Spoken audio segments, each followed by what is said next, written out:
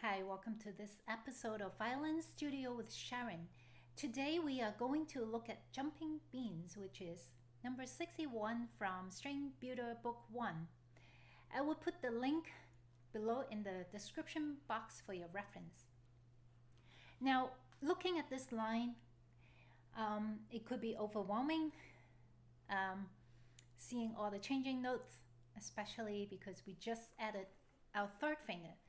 So by the way, if you have not done so, please refer back to the episode on how to add your third finger to your left hand. Now, first thing, of course, we want to carefully read through the line. The first thing I would notice is the entire line basically is play on the D string. All the notes are along the D string, except the two open A. So perhaps we can first omit the open A when we focus on the left hand fingers. Now, looking at the first four notes, knowing that they are going up by steps from D, so we have D, E, F, G, or O, 1, 2, 3 on the D string, right?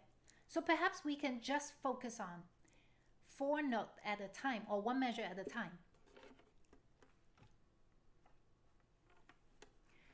We're going to prepare our left hand frame,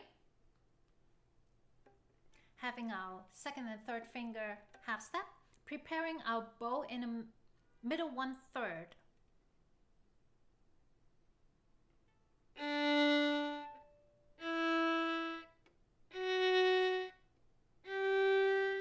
Let's try one more time.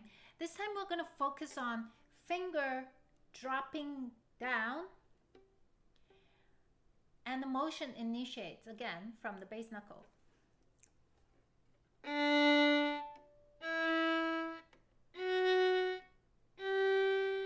While we are doing it slowly, it's important to make sure that our second and third fingers are close together, no gap in between. And a bow, the bow direction is right and left. We are not using a lot of bow. At this point, we're only focusing on just using middle 1/3 bow.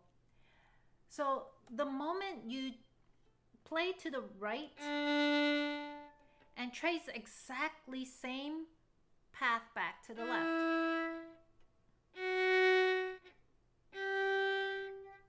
Very good. Now we're gonna look at this same line and see if this pattern repeats itself, and if so, how many times. So looking through the entire line, can you see how many times D, E, F, G, this exact measure repeats? Yeah, 4 times. Normally, these exercise are 8 measures exercise. So if you have 4 measures that are the same, that's already half of the song. That makes it much less intimidating. Yes. Now let's focus on the second measure. Remember, we omit the A, so we only have F, G, F. Remember to use the first finger as the guiding finger to find your second finger.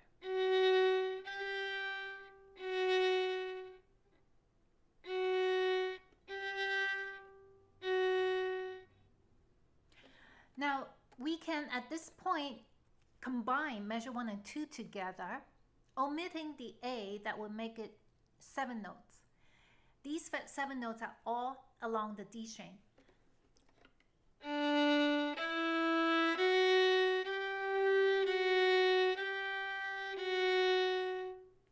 Be very careful how many times the repeated 2, 3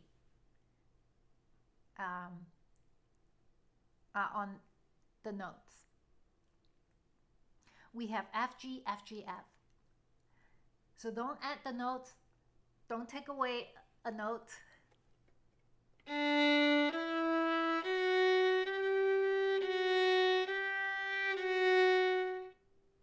Next, we have measure 3 and 4, knowing that measure 3 is exactly the same as measure 1.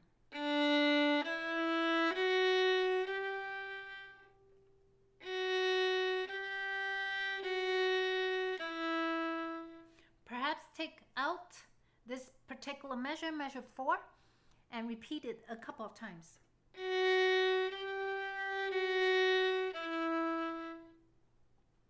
That's right. Now with lines like these with many different notes, it's important that we break it in smaller chunks, sometimes 4 notes at a time, and when we get more comfortable, we add the next measure. And we don't have to always complete the entire line in one go. Best is if we break the song in halves. We take 2 measures at a time, and every day we take a few minutes to repeat those patterns. That will be best. And then until we feel comfortable, we add all the notes back. Now let's try to play it along together.